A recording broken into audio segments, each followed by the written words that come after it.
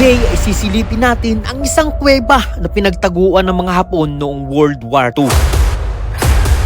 At dinumog ng mga naghuhukay ng ginto. Ang kuwebang ito ay tinatawag nilang Santa Teresa Cave.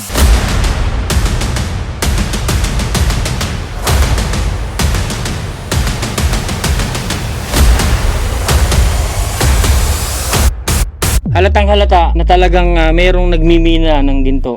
Sa tulong ng isang grupo ng mga vlogger dito sa Magsaysay Oriental, Mindoro ay nadiskubre namin ang isang kuweba na pinaniniwala ang pinagtaguan ng mga Hapon noong World War II. Dahil sa makikita sa pasukan nito na may ginawa talagang hagdan para madaling makababa sa loob ng kuweba. Pero sa kasamaang palad ay dinumog ito ng mga naghuhukay ng ginto sa pag-aakala na may ibinaong kayamanan ng mga Hapon sa kuwebang ito. So mga ponyo, andito tayo ngayon sa isang lugar dito sa Occidental Mindoro para puntahan naman ang isang kuweba na pinagkutaan ng mga Hapon noong unang panahon. At mula San Jose, Occidental Mindoro ay dumiretso tayo rito sa Santa Teresa, Magsaysay, Occidental Mindoro. Bago natin mapuntahan yung lugar na to, nagpapasalamat tayo dahil sa kanila ay nalaman natin itong kuweba na ito. At makakasama natin si Sir Bobby Barrios Katambay. Ito kasama natin si Sir. Ayan, so pasalamatan natin si Sir Bobby Barrios Katambay. At makakasama din natin si Sir Junes TV. So talagang full team ito. At syempre, ang kanilang prinsesa, si Saling Vlog, ay kasama po natin. So sila po yung mga grupo ng vlogger dito po sa Magsaysay, Occidental Mindoro. Ang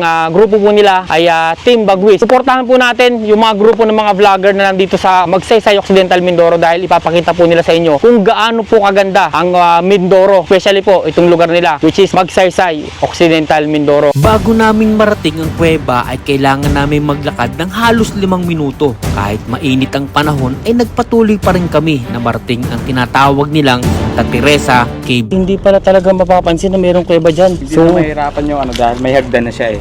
Okay. So ito, ano siya? Man-made talaga. Alright. Ginawa na ng mga tao. Pero kung titingnan talaga, para siyang isang malaking tunnel sa ilalim na Actually, hindi siya kuweba eh. Para siyang tunnel na hindi ko alam. Pero yung dulo po nito, may nakapasok na ba hanggang kaduluduluan kung saan lang lalabas tong na to? Wala pa naman. Pero yung kami nung mga, pala kami, bata pa kami. Hanggang doon sa, siguro kalahati lang ito. Oo. Na pinasok namin yan. Pero marami kami noon. Mga bata kasama namin, tapos may matanda din. Talaga rin siya sa loob, sobrang luwang. Okay. Tapos may tubig din siya dun sa na pwedeng maligo sa loob. Alright. So yun mga ponyo, andito na tayo sa wakas. Malapit lang actually, ilang minuto lang yung nilakad natin, tama yung sinabi na Sir Bobby, na halos 5 minuto lang. So ito, narating na natin. Sino mag-aakala na sa gitna nitong kagubatan ay meron palang ganitong butas? Kung hindi mo talaga makikita, actually masukal to kanina nung dumating kami. Ito, meron palang isang ganito. So tara, samahan nyo kami. Tingnan natin ang loob nitong isang tunnel na tinuturo nilang kuweba na pinagkutaan ng mga Hapon. So tara, let's go. Ano kaya ang makikita namin sa loob ng kuweba? May naiwan pa kayang bakas ng mga Hapon na tumigil dito? O mga bakas ng minero ang aming makikita? Man-made talaga. So ito, may pundasyon. Sa tingin niyo po ba itong lugar na to, mahaba kaya itong simento na to? O dito lang sa ibabaw ng kuweba? Ito lang. Ito lang talaga siya. Ito lang talaga siya. Ito lang yung ginawan talaga nila ng pinaka babaan niya. Okay. Para siyang yung bunker na parang kuweba, nilagyan talaga nila ng access talaga. So tara, let's go. Na pwedeng makababa ng Oo. Tayo. Dahan-dahan tayo, dahan-dahan. So yun, mga kaponyo, dito makakapansin nyo, ito yung bato. So hindi naman siguro siya delikado para gumuho, pero kung titingnan natin mabuti, para siyang guguho talaga. Wow, sinong mag-aakala na mayroong ganitong klase ng lugar dito sa isang simpleng gubat? OMG. Wow. Oh, grabe. At ilaw. Ang laki ng loob. So itong kuweba na to talaga, na-discovery lang talaga, ganito na talaga siya. So walang binabago, walang ginano. Yun lang, maliban dun sa hagdan. Ingat kayo ha. yun lang yung dinaano nila. May Ito. So dito, mga po nyo, makikita nyo mabuti. Meron dito, ayan, hukay. So, itong hukay na to, halatang halata na talagang merong nagmimina ng ginto, ng kayamanan. Hindi natin alam kung meron silang nakuha. Pero ayan, ebidensya. Grabe. So ito, meron pang naiwang parang sahig na ginawa nila. So tara, tuloy tayo. Yun yung pababa, yan yung tubig. Ah, ito. May tubig dito. May tubig na. Tingnan natin. Sige, tara subukan natin. Naka ko na ha. Ay, hindi ko na. So medyo delikado yung pababa, oh. Hindi pwedeng anuhin, no. Medyo parang uy. Makaguguho.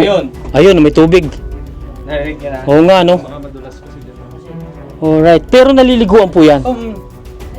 Nakapasok kami dati noon. Oo. Tapos sa loob no mayroong ganun lang siya, tapos ganun mo, tapos pagdating malawak na. Malawak na ilalim. Sayang, dapat pala nag-base tayo para nakapasok tayo sa tubig. Kuya, parang ngipin ng ano? Ay, oo. Parang ngipin ng mga baboy, gano'n. Ayan, oh. Parang ngipin ng mga baka na buo rito. Kita niyo ba yun? Pakaganda. So, ito. Makikita nyo mabuti. Luwang, no? Kaya pwedeng taguan talaga ng Oo. mga unang tao. Talagang ano. Ito yung lugar na talagang may posibilidad na tinaguan talaga ito ng sinaunang tao, either hapon or sinaunang kauna-unang katutubo. Ayan, medyo ingat lang talaga tayo. Pero, ayan, yung mga pader. May butas pa rito isa. Oo, nabuo to sa ano. Yung pag may pero ngayon parang walang tumutulong tubig ano kasi nga hindi umuulan. Dahan-dahan lang tayo pero grabe. Ayan, meron nang lumilipad ng mga paniki dito. So ito, po nyo tara. Oh, OMG. Meron isa pang butas dito. Ayun oh. Dami langgam. Wow. Ito paano kumikinang-kinang oh. Ayun oh. Kumikinang-kinang yung mga bato. Sa taas, ang galing. Ito hindi pa talaga ito pinakababa niya. Oo. Yung pagbaba nun doon, makita mo doon pagka sa may tubig niya, tapos mayroong pa ganun pa ulit. Doon ang maluwang pa rin. Sobrang luwang talaga. Maluwang. Tapos pwede ka na maglakad doon. Pero mababaw ang tubig. Mababaw na rin naman. Ito mga kapoy, tingnan nyo, nabubuo. Sa talagang rock formation ng kuweba. Pagtagal na ng panahon yan. Dito pa lang nakaka-amaze na sobrang ganda na ng lugar. So talagang pwede talaga itong pagtaguan. Kitang-kita naman. Ng mga unang panahon. Oo. Pero dito, ayan, itong mga tusok-tusok na to. Ano na lang yan. So mga dala siguro mga pang tusok Yung ano na. lang, yung tulot na lang na ano yan. So ito, hindi natin pwedeng babain to. Delikado.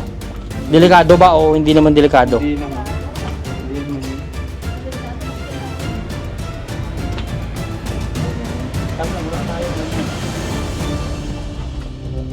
Wala tayong tali Walang kahali. para kahit ano. Baka masusunod. Oo. Ayun o. Ingit kayo kuya. Pero kung wala sana tong mga ano na to, pwede natin Pusis nga kasi ako. may mga pato sana tayong pwedeng anuhan. Tungtungan. Oo. Pagdadaanan. Oo. Kasi puro ano yun. Ba't nga merong ganito? Para sa ano to? Kasi yun nga, yung hinukay nila. Ah, Tination nila. parang bago lang to. Bago lang yan.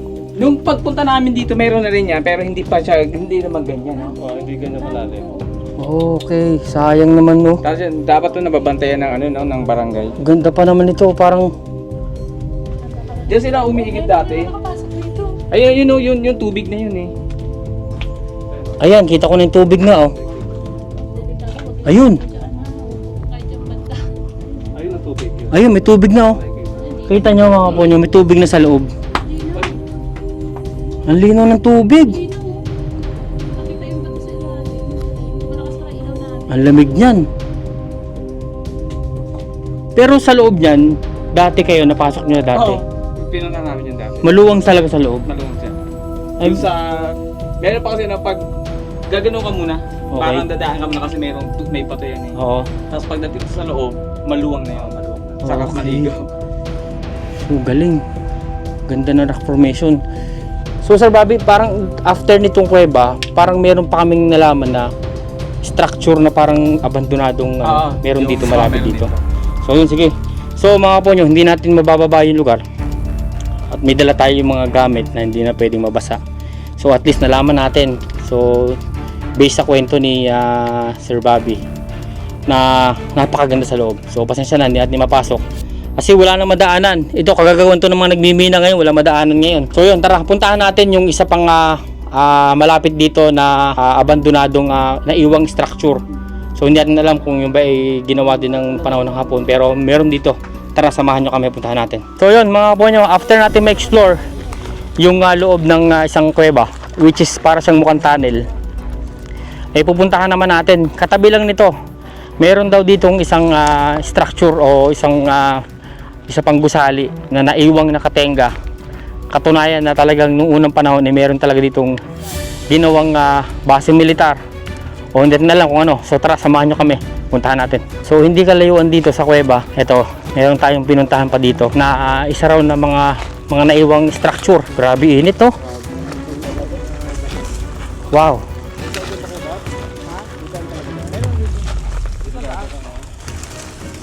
So medyo masukal. Ingat lang tayo. Ang init. Super.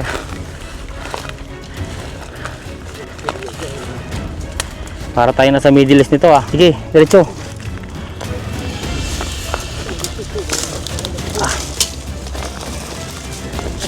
Ano naman na yan mga gatuna.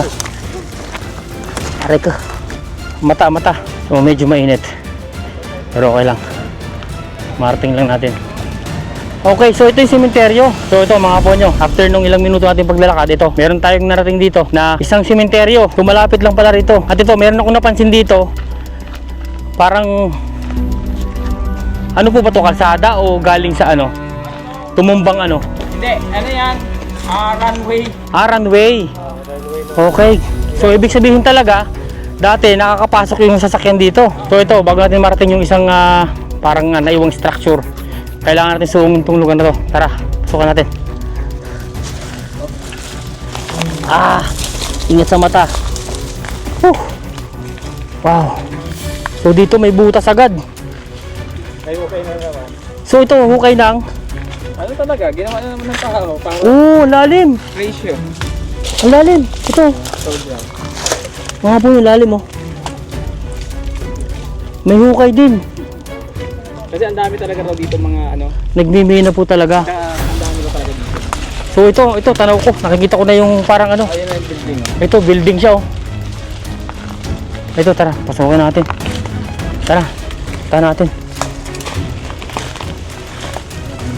Okay. Imagine nyo,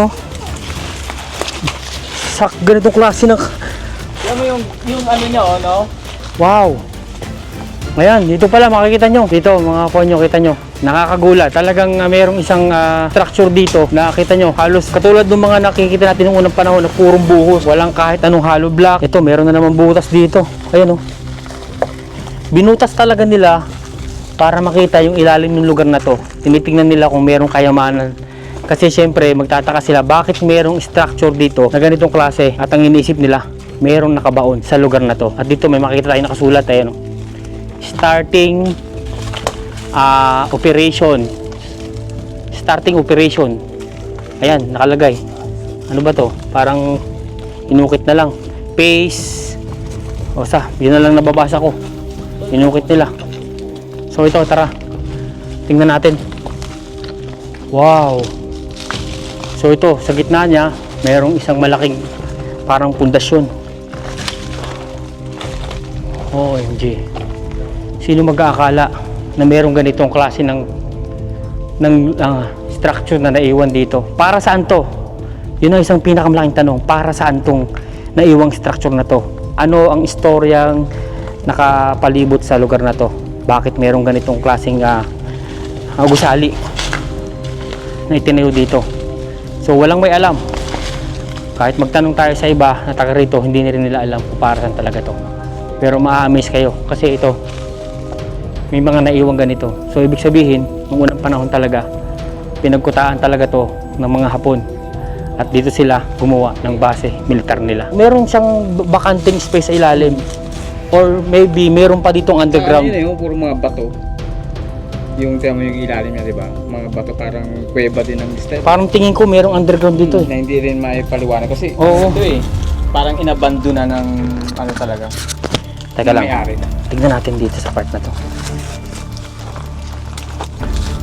Ilang ako maghuhulog. Silipin lang natin. Yung bag niya, sir, i-ano na. Hindi mahirap. Teka lang. Silipin natin kasi parang may underground siya sa ilalim eh. Malamang underground, di ilalim. Tingnan mo muna ah. Silipin lang natin. Okay. So ano lang siya, hanggang dito. Ay, putak mo, gulat ko sa ilaw. Ang gulat ko sa ilaw, akala ko may sumulpot eh. Wala siya actually. Pero yung ilalim, para siyang ano, para siyang yung texture ng kuweba, yung mga bato. Guang din ang ilalim, guang. Pero dead end lang, hanggang dito lang. Hinuhukay lang talaga nila. So nagtatay sila, tingnan kung ano yung meron sa ilalim ng gusaling to. Kasi syempre, baka iisip ng mga minero, Baka may palatandaan na sa lugar ay meron silang ibinaon dito. So kaya kahit matigas to actually. Oo. Pero talagang ano nila. Ito mo, pinutol nila yung bakal oh. Oo, tinibag pa niya. Ayan oh, tapos yung pinaputol nila, hindi lagari, acetylene, may dala silang acetylene. Oo.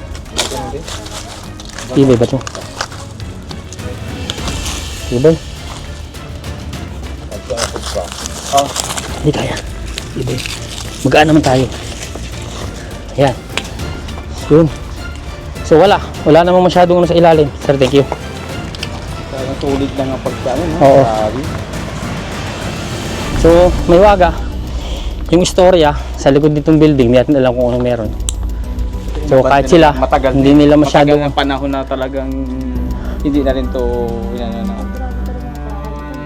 makakapal. Basta yung mga gawang sinauna, laging makakapal yung ginagamit nila. Siguro nasa 50 years may o 60. Hindi lang siguro. Hindi lang. Kasi matanda na. 60. Sobrang tagal na. So yun, mga ponyo, at least narating natin. Hindi lang yung kuweba, meron pa rin tayo na-discover dito na isang structure na naiwan. Either na yung unang panahon, pero ako, sure ako, ginawa ito nung unang panahon. Kasi kung ngayon to gagawin, sa panahon ngayon, new era, hindi ganyan puro buhos. Pero ito, kita nyo, talagang purong bato, solid, walang hollow block kahit na ano. Talagang tinayo to nung unang panahon.